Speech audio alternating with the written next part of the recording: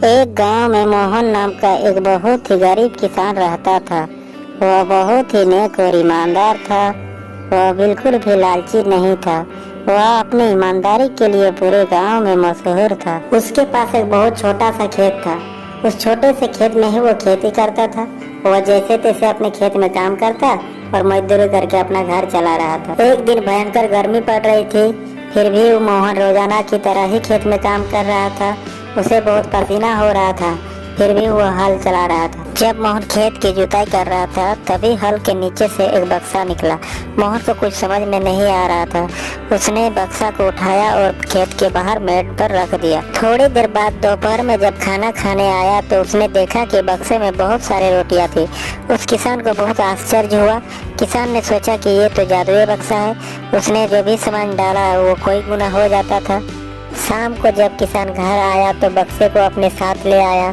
आज वह किसान बहुत खुश था, क्योंकि उसे लग रहा था कि शायद अब उसकी गरीबी दूर हो सकती है। वह गरीब किसान एक धैर्य वाला व्यक्ति था।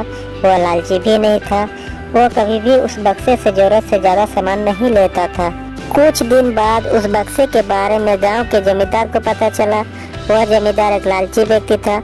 उसने सोचा, मेरे जमींदारी में किसी भी जादुई बक्से पर तो मेरा अधिकार होगा।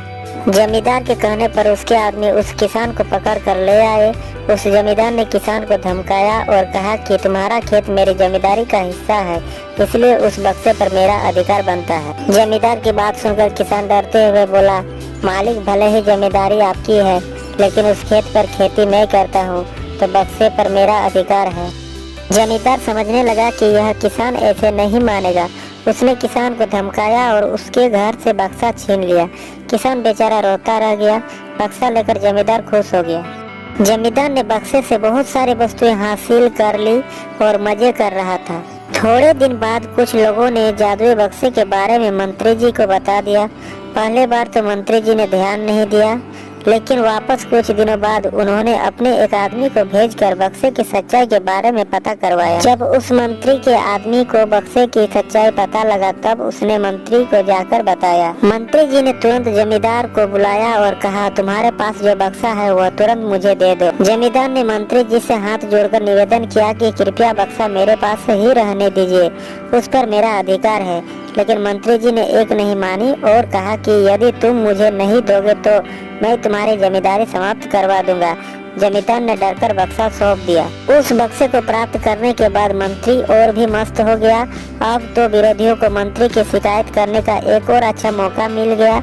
विरोधियों ने मंत्री की शिकायत के साथ साथ बक्से की बात भी राजा को बता दी। राजा को जब पता चला कि यह बक्सा किसी गरीब किसान के खेत में मिला है, तब राजा तुरंत अपने सेनापति के साथ मंत्री के घर गया और मंत्री से कहा, पूरे देश की जमीन पर राजा का अधिकार होता है, इसलिए उस बक्से पर मेरा अधिकार है। तुरंत बक्सा राजमहल भिजवा दो। मंत्री ने तुरंत राजा की बात मान ली और सेनापति को बक्सा दे दिया। राजा ने बक्से से बहुत सारे खजाने धन को बढ़ाया और सुख सुविधाएं बढ़ाई। कुछ दिनों के बाद राजा को बक्से की चिंता होने लगी कि कोई इसे चुरा न ले।